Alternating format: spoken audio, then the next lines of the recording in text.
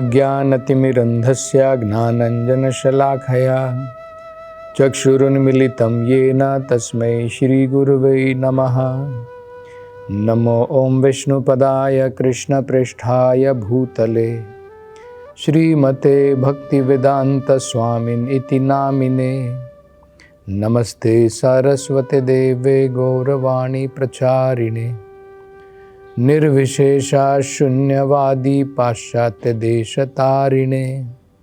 जय श्री कृष्ण चैतन्य प्रभु नित्यानंद श्री अद्वैत गदाधर श्रीवासदि गौर भक्त वृंदा। हरे कृष्णा कृष्ण कृष्ण हरे हरे, हरे राम राम राम हरे हरे। हरे कृष्णा। तो प्रहलाद महाराज अपने सभी जो उनके आसुरिक सहपाठीगण हैं उनको अब वो प्राइमरी आध्यात्मिक शिक्षा देना प्रदान करते हैं। उन्होंने कहा था एक बालक भी, तुम सब अभी बालक हो,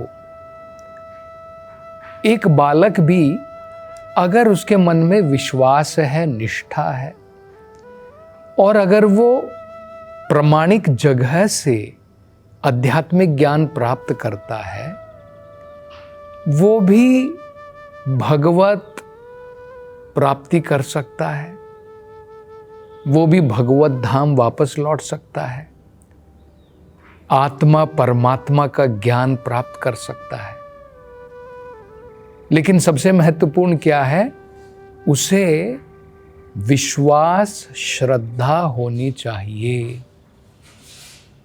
जिस प्रकार से जब हम स्कूल में जाते हैं अपने शिक्षकों से, टीचर से हम सुनते हैं, उनके कहे अनुसार उसके ऊपर अमल करते हैं और इसके कारण हम शिक्षा ग्रहण कर पाते हैं। तो अब सबसे पहली महत्वपूर्ण आध्यात्मिक शिक्षा प्रहलाद दे रहे हैं। पहली बात वो बताते हैं, वो कहते हैं आत्मा और जड़ वस्तुओं में एक बहुत बड़ा अंतर है, डिफरेंस है, जिसको हम अपने विवेक के द्वारा, अपनी बुद्धि के द्वारा भी समझ सकते हैं। तो वो क्या कहते हैं, हर एक भौतिक वस्तु में विकार आता है, चेंज आता है। आत्मा या परमात्मा जो है उसमें कोई विकार नहीं आता है, कोई चेंज नहीं होता है। सभी प्रकार की भौतिक वस्तुओं में षड विकार आता है।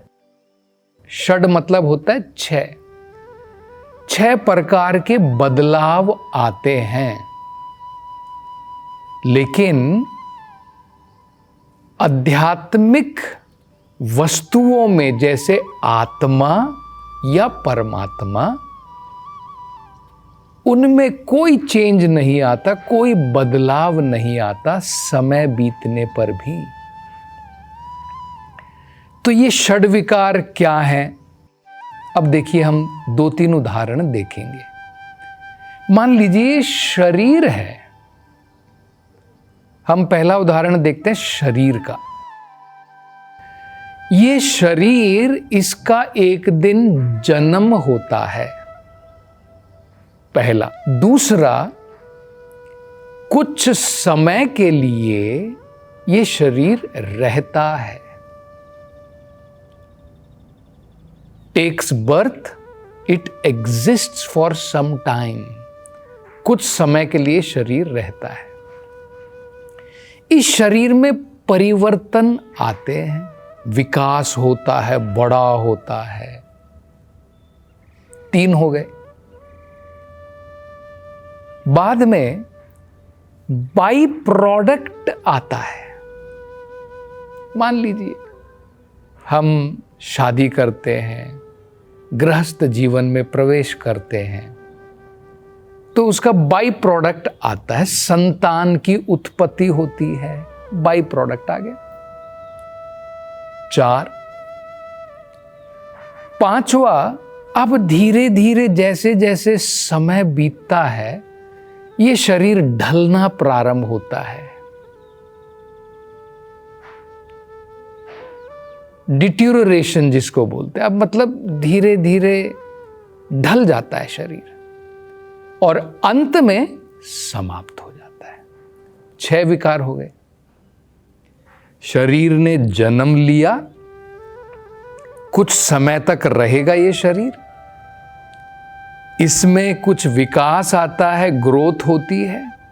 3, इसका बाई प्रोडक्ट आता है, संतान पैदा होती है। 4, ढलना प्रारंभ होता है। 5 और 6 समाप्त हो जाता है, खत्म। जब इसको मिट्टी में मिला दिया जाता है कुछ नहीं दिखता है, गया शरीर। इसको कहते हैं षड विकार। अब दूसरा उदाहरण देखिए। मान लीजिए एक पेड़ है, पेड़ में आप देखिए फल जो है वो फल उसमें खिलता है। एक पेड़ हमें फल प्रदान करता है। मान लीजिए आम का पेड़ है। आप आम के पेड़ में देखिए सबसे पहले आम का जो है उसका फल आएगा। वो फल आया, आम वही हुआ, कुछ समय तक बढ़ता है, वो कुछ समय तक रहेगा। फिर आम के अंदर में बाई प्रोडक्ट आ गया, गुठली आ गई, सीड आ गया, अगली पीढ़ी को जन्म देने के लिए, अगले पेड़ को जन्म देने के लिए। कुछ समय के बाद में वही आम आप रख दीजिए अपनी रसोई घर में, सड़ना शुरू हो जाता है, खराब होना शुरू हो जाता है और बाद में बिल्कुल मट्टी में मिल जाता है। मतलब देखिए ये उदाहरण कैसा दिया है। पेड़ एक उदाहरण है जो फल देता रहता है, फल में चेंज आ रहे हैं, जस्ट ये तुलना है। पेड़ में बदलाव नहीं आ रहा है, फल उग रहे हैं, फल जन्म ले रहा है, थोड़ी देर तक है, फिर उसमें जो है विकास हो रहा है, फिर सड़ना प्रारंभ होता है, फिर बिल्कुल समाप्त हो जाता है। पेड़ वैसा का वैसा 500-600 साल तक तो रहता है। बड़े बड़े जो कुछ पेड़ होते हैं 100 साल 200 साल तक भी रहते हैं। मतलब तुलना के हिसाब से देखिए, आत्मा पेड़ की तरह है, उसमें बदलाव नहीं, लेकिन वो जो फल है वो उगता है, जन्म लेता है, विलीन हो जाता है। इसी प्रकार से आत्मा में बदलाव नहीं है। आत्मा जैसे वो पेड़ की भांति है, जस्ट एक तुलना है, लेकिन शरीर में बदलाव आते हैं। इसको षड विकार कहते हैं। ये भगवद गीता में भगवान ने बहुत सुंदर तरीके से समझाया है। भगवान क्या कहते हैं? भगवान कहते हैं न जायते म्रियते व कदाचिन। असल में भगवान कह रहे हैं आत्मा का न जायते, आत्मा का कोई जन्म नहीं है। अब हमने देखा फल का, शरीर का तो जन्म हुआ, कुछ समय के लिए था, कुछ समय के लिए बढ़ा, कुछ समय रहा, बाद में धीरे धीरे ढलना प्रारंभ हुआ, समाप्त हो गया, षड विकार आ गए।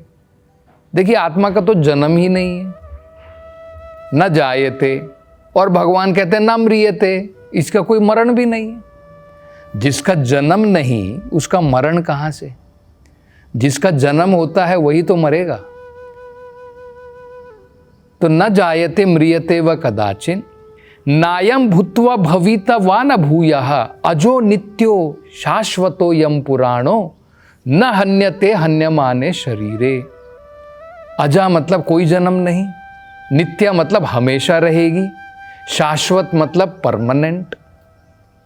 न हन्यते हन्यमाने शरीरे, शरीर नष्ट हो गया, आत्मा के ऊपर कोई असर नहीं पड़ा, आत्मा फिर भी परमानेंट है। पहला पार्ट ये समझना है, शरीर टेम्परेरी है, इसमें षड विकार आते हैं। आत्मा जो इसके अंदर में है वो परमानेंट है, उसका कोई जन्म नहीं, उसकी कोई मृत्यु नहीं, वो शाश्वत है। अब भगवान ने भगवत गीता में इसको बहुत सुंदर प्रकार से समझाया है। भगवान ने अच्छे बढ़िया उदाहरण देकर के समझाया है। पहला भगवान उदाहरण देते हैं, कहते हैं कि देखो शरीर में कितने सारे बदलाव आए, हम जो देख सकते हैं। भगवान क्या कहते देखिए, भगवान कहते हैं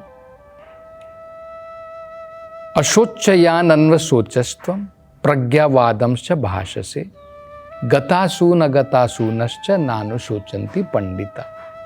सबसे पहली बात अर्जुन को बताते हैं आध्यात्मिक जीवन कहाँ से प्रारंभ होता है।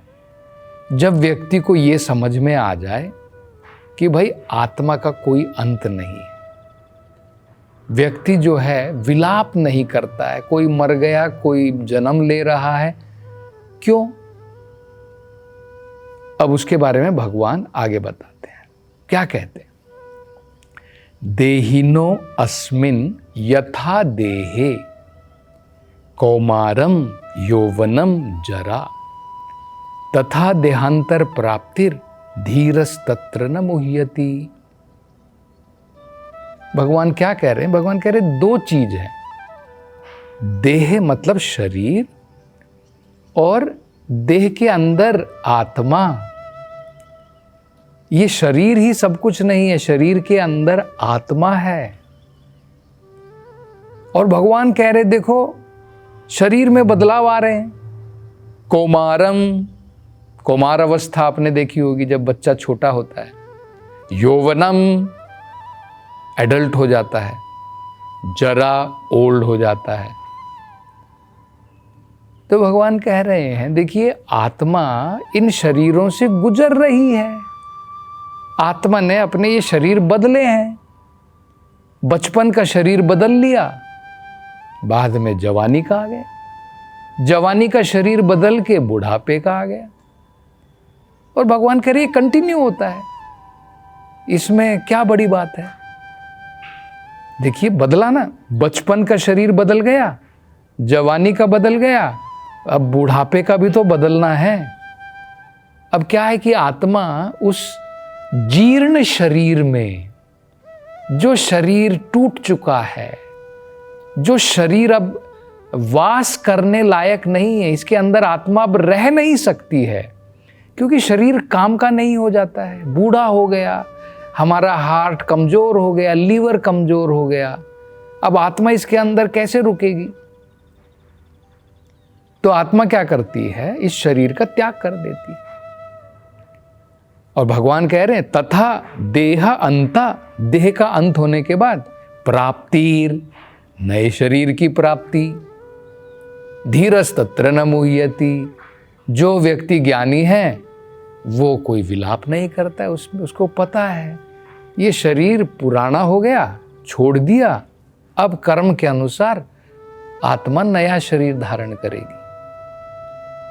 फिर इसी को समझाने के लिए भगवान एक और उदाहरण का प्रयोग करते, वासांसी जीर्णानि यथा विहाय नवोपराणि। भगवान कहते हैं देखिए आपका वस्त्र जब पुराना हो जाता है, वासांसी, वासांसी मतलब वस्त्र, जीर्णानि मतलब जीर्ण होना, पुराना हो जाना, ओल्ड हो जाना, फट जाता है, गल जाता है, खराब हो जाता है। हम क्या करते हैं? उसका त्याग कर देते हैं। नवानि गृह्णाति, हम नया वस्त्र ग्रहण कर लेते हैं। ठीक इसी प्रकार से शरीर पुराना हो गया, आत्मा इसको छोड़ देती है। अब आत्मा कर्म के अनुसार नया शरीर धारण कर लेती है। ये भगवान जो है दूसरा उदाहरण देकर के भी समझाते हैं। भगवान ये भी बताते हैं कि अलग अलग प्रकार के जो अस्त्र होते हैं, शस्त्र होते हैं, इन अस्त्रों और शस्त्रों के द्वारा शरीर का विनाश किया जा सकता है। देखिए, बहुत प्रकार के अस्त्र होते हैं। एक अस्त्र होता है, जैसे हम कहते हैं ना, परमाणु बम हो गया, एटम बम हो गया, तलवार हो गई, अलग अलग प्रकार के अस्त्र हैं। या मान लीजिए किसी को हम पानी के नीचे डुबो देते हैं, मतलब पानी भी एक प्रकार का अस्त्र का प्रयोग हो गया ना। उसको पानी में मार दिया, गला किसी का बंद कर दिया, श्वास न ले पाया। हवा से भी मार सकते हैं किसी को, हम चाकू से भी मार सकते हैं। लेकिन भगवान कह रहे हैं ये सारे केवल शरीर के ऊपर असर प्रभाव कर सकते हैं, आत्मा के ऊपर नहीं कर सकते हैं। बहुत बढ़िया शिक्षा जो है भगवत गीता में भगवान ने प्रदान की है। उसी प्रकार की शिक्षा अब प्रहलाद महाराज अपने सहपाठियों को दे रहे हैं। तो ये पहली बात उन्होंने बताई। अब आगे और क्या शिक्षा, आध्यात्मिक शिक्षा वो प्रदान करते हैं, उसकी चर्चा हम अगली कथा में करेंगे। हरे कृष्णा।